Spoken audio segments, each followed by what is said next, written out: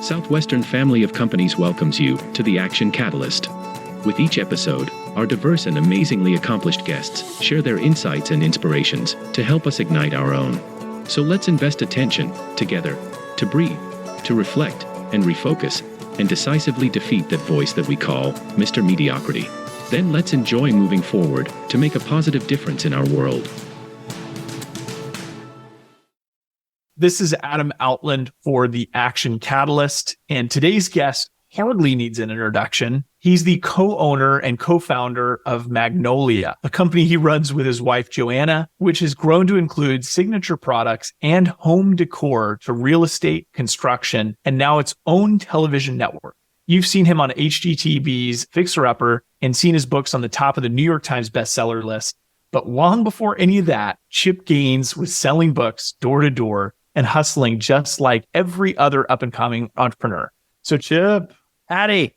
Yeah, Chip, great to finally meet. I think it was kind of a funny common connection just getting started. I'm listening to NPR or some interview and I hear about somebody having done this crazy college summer job that involved large educational tomes and a lot of door knocking. And that was part of my background as well. So I felt compelled to start our conversation there because I heard that you got School of Hard Knocks was part of your story too. That is a fact. Yes, I was at Baylor University and handsome young upper grad came and approached me in this amazing way that, you know, is only I could do because I was I still am a bit of a arrogant, self-confident fella. And so I was like, oh man, this kid's just picked me out of the litter. I'm going to do great things with this kid. And boy, I mean, he had this beautiful shirt and a Mont Blanc pen in his shirt. And I had never seen anything like this, and most of my college friends were, if you were like me, wearing overalls and boots and, out fishing and was just a total idiot who, thought about school about 2 times a week and thought about everything but school about 100 times a week. But this kid, his name was Sterling. Even his name sounds cool. I'm surprised I remember it, but he was a sharp-looking young man, came and told me about the possibilities. And I mean, I was hook, line, and sinker. So I was like their prime candidate. Well, this becomes a theme for you. Funny recruitment story. You go in, you end up selling books, and then fast forward, you end up neighborhood laundromat, lawn mowing service. So entrepreneurship to some degree, I think, ran in your blood. But how do you get sparked to go do these things? How does your brain process that decision and go, hey, that sounds like a great way to spend my college? No doubt. I think my parents when you think about like a perfect storm, my parents had a lot to do with that evolution. I think a lot of it, it's kind of the nature nurture argument. Was I born this way and it was going to happen one way or the other, or was I nurtured into it? And my parents had so much to do with it. So the bottom line, I honestly, even as a grown adult that is got quite the mileage under his belt and done lots and lots of things, the thing that I am so thankful about it as it relates to my life is just the fullness of it. As a 50-year-old guy here in a couple of years, I think about this often, really, now that you're getting into this kind of halfway point, maybe the 50-yard line of your life. You're just like, man, what was it all about? And what was it all for? And what was the purpose of all of that? I have lived multiple lives, but to try and answer your question, it's like, I was built different. My parents thought I was going to be a pastor when I was a kid, and then I got into gambling as a college student. So they were like, maybe not, maybe unless there was a gamble, a riverboat pastor, if that's a thing, I may have qualified for. If that's a possible career path, maybe I could have done that. But I was just different. I would answer the door when I was a little kid. My mom said I'd always run and look for money, and it was somebody trying to sell a candy bar or something. So I've always had kind of this sympathetic, empathetic, kind of a big heart. And so I was always looking to help people in that sense. But then when you flip the script and now I'm the person knocking on the door, I was built for that kind of thing. I grew up in a pretty normal suburban Dallas-Fort Worth kind of suburbs neighborhood, but I was always selling, lemonade at some local, lemonade stand. My sister and I were constantly mowing grass around the neighborhood. And so we were always kind of starting these little quasi businesses, even as young kids. And so when Sterling tapped me on the shoulder and asked me if I wanted to sell books for the summer. I really did. I mean, most kids kind of shy away from that thought. I swear to you, I was drawn to it like a moth to the flame. And then really God kind of opened the door multiple ways. I went to my parents that, back to my point about them being a kind of a catch-22, they were very normal and somewhat entrepreneurial, but not just crazy entrepreneurs. Dad worked for American Airlines up in the Dallas-Fort Worth area, so he was in a traditional corporate job, and my mom was either a stay-at-home mom a portion of my life or worked at a company. Ironically, this has a little tie to Southwestern's roots, but a company called Word Incorporated that started in Waco, of all places. So, of course, I wasn't from Waco, didn't live in Waco, never thought I'd live in Waco, but Waco for sure is my hometown now. I've all 5 of my children have been born here. And there was a real entrepreneur guy back in the late 60s, kind of early 70s that started this company called Word Incorporated that ended up being basically a big time book and record label back in the 80s and 90s. And still even today, I think they've been bought several times since then. But when I went to tell my parents about this experience that I had with Sterling, was like, man, this kid was incredible and was telling me there's all this opportunity to make all this money. What do you think? And instead of my parents being wildly skeptical, they had a few people that they each knew. My dad knew a few folks at American Airlines, and my mom knew a few guys at Word that had both had experiences through Southwestern, and they both came back and were like, we think you should do this. We think this is going to be great. And so the light bulb went off, and again, I was shipped off to Michigan, and it was like I was built to do this. I love it. Couple of anecdotes, and this will kind of lead to another question. I heard Larry Wilmore being interviewed on NPR, and he's part of the Bernie Mac show, was on the Daily Show with Jon Stewart and all this. And then he starts opening up about how he knocked on doors selling educational books as a fundamental part of his career. It's you hear all these different people. And I remember talking to an athlete, an NFL athlete, who said everybody who's found some success, in his opinion, has a farm story. And what he meant by that was a story of like getting up super early on the farm, working the countless hours, and just being instilled with that work ethic. And sure, while I think you could say the summer work you did was part of that, I think you'd say you literally, it sounded like, spent some time on a farm.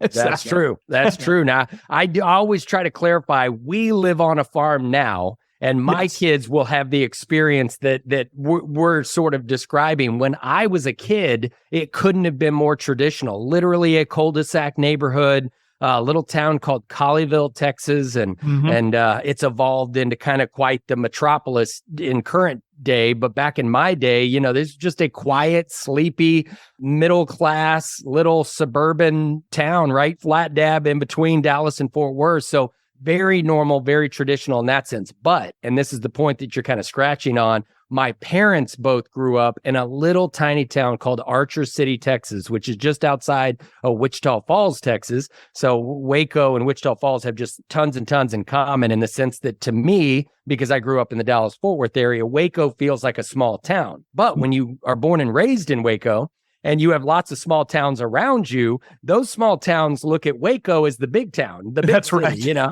Oh, and so my parents were brought up in a very rural, very small town. I mean, 1,600 people, I think, is the total population of Archer City, Texas. And so there they lived in that environment. And my parents were the typical couple that, boy, they graduated from high school and could not wait to get out of that ecosystem. Well, then they have a son, Chip Carter Gaines, born in 1974, who didn't know it. Of course, I was just a baby in 1974. I didn't, the world was my oyster. But my parents introduced me to that Archer City ecosystem when I was probably, early. Obviously we'd go home and see family and Christmas and Thanksgiving. So again, I was a young man, but I'm telling you, when I was 6, 7, 8 years old, I remember it vividly, like, wait, what? This exists? Like, this is a life? You could live here? What are my parents doing in Dallas, Fort Worth? This is the most incredible place I'd ever seen. So, they got to where they would drop me off, obviously, when I got older. So at the beginning, it was just weeks at a time and a week here, a week there, and that was it. But when I got to be probably a freshman, sophomore in high school, I would ask my parents to let me stay the entire summer in Archer City with my granddad, who was JB. If you happen to have any relatives that are so cool that you don't call him granddad or pappy or anything like that. I mean, his name was JB at the gas station. He was JB at the bank, and he was JB to his own family, you know, around the Thanksgiving table. JB, would you pass the mashed potatoes? And me and JB, boy, he taught me the ways of being a cowboy. And you want to talk about, it was like hanging out with the Marlboro Man. You know, it was like James Dean and the Marlboro Man had a baby. It would have been JB Mogg, my granddad. And I mean, just the coolest, baddest dude in the literal world. And that got deep in my blood. And the irony that I keep talking about with the nature versus nurture, it's like, you know, it's like it was just part of who my parents were, and they were excited to get out of that environment and kind of move on and do the next, you know, stages of their life and their evolution, where here I was wanting to revert back to where they came from. And so as soon as I was old enough to basically make choices and have money and do things that I wanted to do, I mean, I bought a little acreage here in Waco, Texas. I had a little 10-acre piece of dirt and couple of cows. And I mean, it was just fascinating how I was very adamant about sort of trying to live out that piece of my parents' background and where they had come from. I actually sold books in Archer City, Texas. No, you didn't. I think I talked to all 10 families. The fact you sold books in Archer City, Texas, man, did it go well? I mean, welcoming community or not so much? 100% welcoming. Oh, great. Yeah. I mean, I think everybody invited me in for tea at the very least. And a lot of great conversations. A lot of people care about education. I mean, it was great. So that's incredible. What a small world, dude. I had no idea. That's amazing. Well, my parents are from that neck of the woods, and I have fought like heck trying to pretend like I was also, but you know, I was sort of adopted into it, if you will, as opposed to born and raised like my mom and dad were. I see where that migrates in directly to what you do and have now, and part of what you've created for yourself. I couldn't agree more. And Southwestern experience, knocking on doors in that literal sense, kind of became that wake up moment. Can you do this? Can you work harder than the guy or the gal standing next to you? And thankfully for me, the answer really became a resounding yes. At the end of the day, all the greats have had to do something different, something that somebody else wasn't, quote unquote, willing to do. And we all want to throw rocks at them. And I don't mean to say this in a facetious way, but it's easier for us to say they got lucky or this break or that break. And of course, luck has some part of it, and breaks fall for all of us positively and negatively. But I mean, those folks that are born to wake up and born to do that hard work and that grueling, you know, I can literally think of a dairy farmer out there, you know, half awake trying to figure out how many of these barrels of milk they're going to fill up before they got to run to school and do the rest of their day. I mean, you know, when you think about those kind of somewhat odd or possibly romantic thoughts as it relates to work, you know, it does wake something up in some of us. And when that thing is woken up, it becomes like a grizzly bear, you know, who wants to go and do great things, you know. And I guess once you kind of get inundated with that, or once the invitation of that idea has been kind of presented to you, it's fascinating to watch those of us that wake up from it, and then those of us who are kind of nonchalant and are like, I don't really want to be a grizzly bear. I don't really want to wake up early. I don't want to take a cold shower. I don't want to be at the first store at 8 o'clock in the morning. So that's a fascinating thought, that all of us have that farm story and how that looks different to each of us, you know? So important. You mentioned the word luck. Someone had shared with me a great acronym for the word luck, that it stands for labor under correct knowledge. When you're working hard, you tend to get lucky a little bit more often. Sure. And I think, you know, maybe some of that applies, because I can't help but admire that part of what you've and Joanna have managed to accomplish requires an extraordinary amount of work. And, you know, I see a glimpse of it when you're hammering out a wall on television, and that's just a speck in the myriad of businesses that you run. You know, you're juggling an incredible family with project after project. You're saying yes a lot when people bring things to you in the beginning, right? And it all started with Fixer Upper. So your work ethic, I feel like it has to have played a massive part of what you've built and the legacy you're creating. And the other thing I wanted to ask you about was actually something that I think, from my perspective, has helped you as well, which is your incredible sense of humor.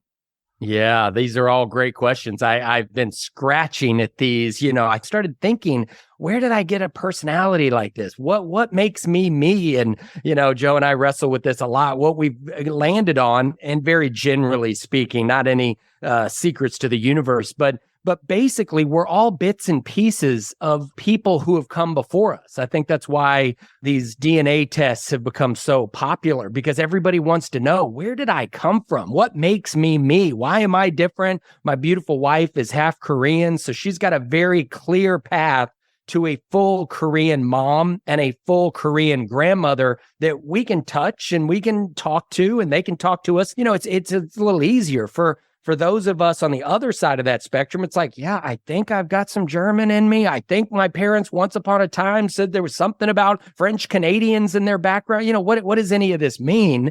So all this to say, it's just like this idea that we come from little bits and pieces of all these people that preceded us. And this is sort of a kind of a sad, somewhat personal story, but my dad grew up in this little town called Archer City. Yeah. My mom grew up in this great family. Her dad was JB, who was this mentor legend, like a bona fide. When I think of JB, a real heroic individual kind of pops into my mind.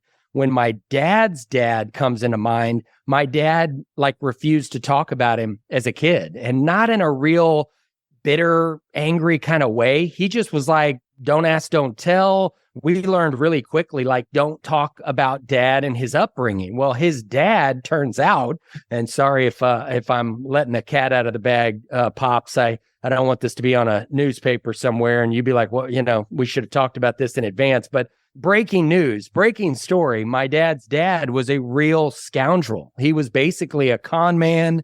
He was just a bad character. And so when my dad was a young man, all he remembered about this guy was that he would come and go in and out of their lives. And he would come in and out in these seasons of kind of desperation. So the dad would basically come back to the family and be like, okay, I've had enough. I'm going to turn over a new leaf. I promise this time it's going to be different. And he would sell my family, my dad, his brother, and obviously my dad's mom, who's an angel. So she's kind of the opposite end of the spectrum.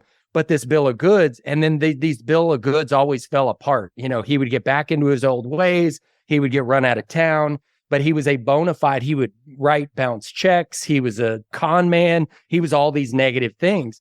So as we have fast forwarded now, my dad has gone to a few kind of that side of the family funerals as of late. And he's learned so much, not only about his dad that he never knew, but also about his dad's mom and dad that he never met, never knew anything about his grandparents. And it just turns out that this guy actually was quite a character. In high school, was kind of most likely to succeed and was going to go off and become, an actor or somebody that, maybe wrote in the local newspaper because he just had this vivid imagination and all these great things. And obviously life somehow, we still haven't gotten all the facts, but somehow turned my dad's dad in a real sour, sad, unfortunate direction. But when Dad and I joke about it now that Dad's gotten a little more confidence in his ability to kind of communicate, what if there were some good things about this man? Life just kind of turned him inside out and upside down. And so as I think about where did this come from, I have a pretty strong suspicion that my ability, because when you think about it, it's kind of like the argument that there's a thin line that separates a genius from an insane person. Maybe the same argument could be had about a great salesman that's actually honorable and full of integrity and happens to do a great job of selling a great product, from that thin line that probably separates somebody like maybe a Bernie Madoff that ends up finding himself in this terrible predicament to where he's created this huge, enormous lie and he's the mastermind behind this terrible Ponzi scheme, or was he a great salesman that somehow lost his way in that process? So anyway, without going into too many rabbit trails, the bottom line is I definitely have always been different. I've always cared about people. I've always had this great kind of sense of sympathy or empathy, but I've also been very fearless in the sense that when I was a kid, I remember thinking in lunch, wouldn't it be funny if I stood up and made this proclamation, or if I stood up and sang this song and see if I could get the whole elementary lunch to kind of sing along with me. And there's sort of dozens of these quote unquote chip stories kind of in my wake that I'm proud of in some ways, but it definitely was this idea